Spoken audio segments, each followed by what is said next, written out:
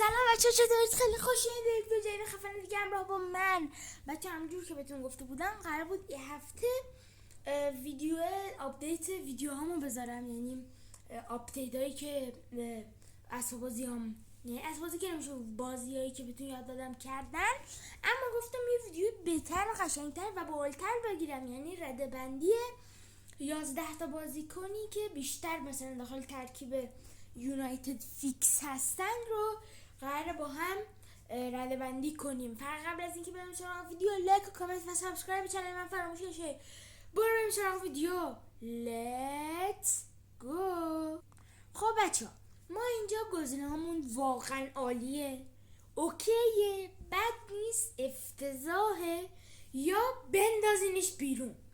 این 5 تا گزینه ماست. حالا اولین بازیکنی که میخوایم بریم سراغش، از خط حمله شروع میکنیم، یعنی آقای بنجامین شیشکو. بنجامین شیشکو اوایلی که اومده بود یونایتد زیاد کار خاصی نمیکرد، اما الان که افتاده رو دور گل زدن، چفت جور شده روی ترکیب یونایتد، میشه گفت بذاریمش روی اوکیه یا واقعا عالیه.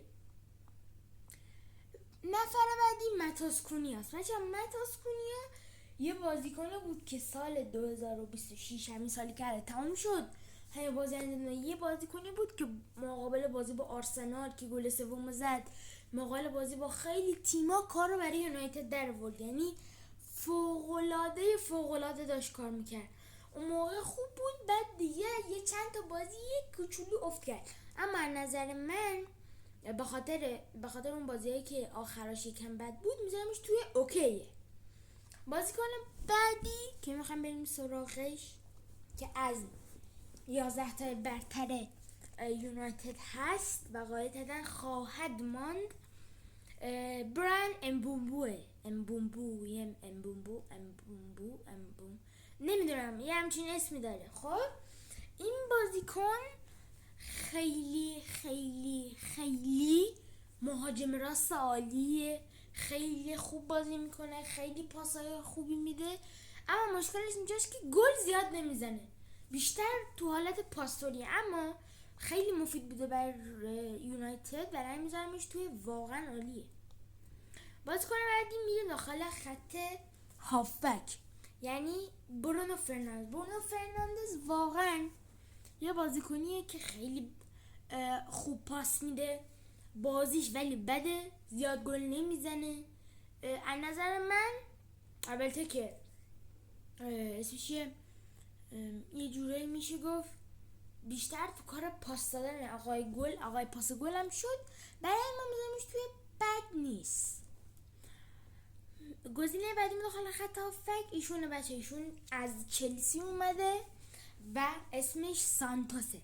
بچه سانتوس بازیکن خوبیه، داخل چلسی فوق‌العاده بوده و خیلی پاسهای خوب میداده، گلهای خوبی میزده، مثلا پاسکاری خوب میکرده، داخل حمله ها خیلی شرکت میکرده، ولی از نظر من بد نیست، یعنی در حد اوکی نیست ولی بد نیست.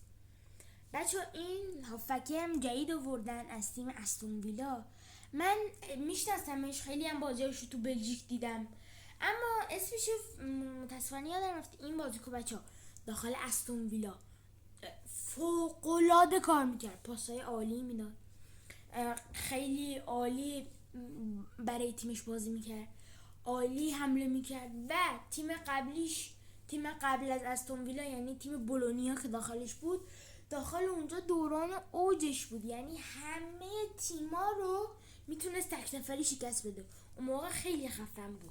اومد تو استون ویلا خود افت کرد و اما تو تیم ملی بلژیک داخل جام جهانی جبران کرد و ما میذاریمش داخل اوکیه، البته نرفت، میذاریمش داخل اوکیه.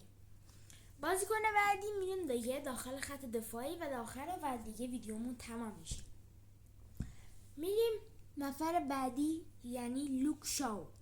بچه لوک شاو خیلی افت کرده، یعنی سال 2024 رو ببینید میبینید چی دفاع چپیه، بس سال 2026 رو ببینید اصلا زیاد بازی نکرده، البته که بچه ها من حواسم نبود در اینجا به اشتباهی لوکشا رو بردم، باید پاتریک دورگو رو می‌آوردم، اما دورگو یادم رفت بیارمش. اما لوکشا هم بعضی بازی‌ها به شوسی داخل 2026 خوب عمل کرد، اما اونجوری که سرمربی میخواست عمل نکرد. برای ما میذاریمش، چون روند خیلی بدی هم داشته این 2 سال، ما میذاریمش روی افتضاح واقعا. دیاگو دالا بچه، دیاگو دالا بازیکنیه که عالی پرس میکنه، عالی دفاع میکنه، عالی پاس میده، فقط تنها مشکلش اینه که سوتی خیلی زیاد میده، خیلی زیاد. یعنی اکثر گلای یونایتد که خوردن تقصیر اینه. برای من میذارمش داخل افتضاحه. من شوخی کردم، میذارمش توی بد نیست، افتضاح نیست ولی اوکی هم نیست، بده، بد نیست. خب میرسیم سراغ 3 تا بازیکن آخر. اولیش بچه ها دلیخت بسیار بسیار عالی بوده در یونایتد، در بایر یونایتد بوده، داخل یوونتوس عالی بوده، تو یونایتد هم که الان اومده فوق‌العاده. بچه داخل یونایتد گل عالی میزده، گل دقیقه 90 میزده، گل نمیدونم چی میزده، همه جور گلی زده، گل با سر زده، گل با پا زده، نمیدونم عمل کردهای فوق‌العاده‌اشه. برای من واقعا جاش داخل واقعا عالیه. میرسیم سراغ گزینه 1 مونده آخر، یعنی لیساندرو مارتین. بچه لیساندرو مارتین فوق‌العاده دفاع میکنه، پشت هم تیمیاش وای میسته، داخل حمله وقتی موقع کورنر میاد عالی کار میکنه. ما میدونیم تو اوکیه. بچه ممکنه آخر سالم، آخر ویدیو بعد خدافزیم دوباره بیایم و یه چند تا از جاهای رو دوباره درست بکنیم. یعنی اگه اشتباه گذاشته باشم نظرم عوض میکنم، میارمش مثلا تو عالیه یا مثلا تو افتضاحه. مثلا لمنس دفاع دروازه‌بان فوق‌العاده‌ایه. برای یونایتدی که دروازه‌بان نداشت این گزینه واقعا فوق‌العاده بود، خیلی عالی عمل کرد. اما مشکلش اینه که زیاد سوتی میده. تو جام جهانی هم دیدیم مقابل اسپانیا چه سوتی افتضاحی داد. برای ما میذارمش داخل بد نیست. خب بچه ها اینم شد در نهایت این واقعا عالی و که بد نیست و افتضاح، بندازینش بیرون، خدایی نداشتن.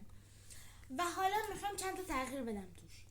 از نظر من بچه دیاگو دالا رو بیاریم داخل همون افتضاح. دیاگو دالا اصلا بد میگم اصلا بد نیست، جاش تو بد نیست، خدایی بده. ماتوس کونیا از نظرم بیاریم واقعا تو عالیه. لیساندرو مارتینز اوکیه، این بازیکن بلژیکی اوکیه دیگه. لمنس هم خوبه، اینم خوبه، سانتوس هم خوبه، برونو هم خوبه. اوکی، این شد در نهایت از مقایسه بازیکن‌های یونایتد و البته رده‌بندیشون. امیدوارم که از این ویدیو لذت کافی برده باشید. تا ویدیو بعدی، فعلا خداحافظ.